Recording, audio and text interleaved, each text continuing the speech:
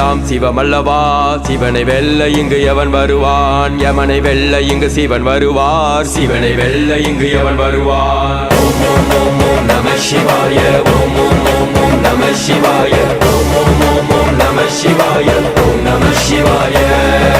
சிவனுக்கு என்றொரு பொருளுண்டு, பொருளை அறியா பலருண்டு. சிவனுக்கு என்றொரு பொருளுண்டு, பொருளை அறியா பலருண்டு.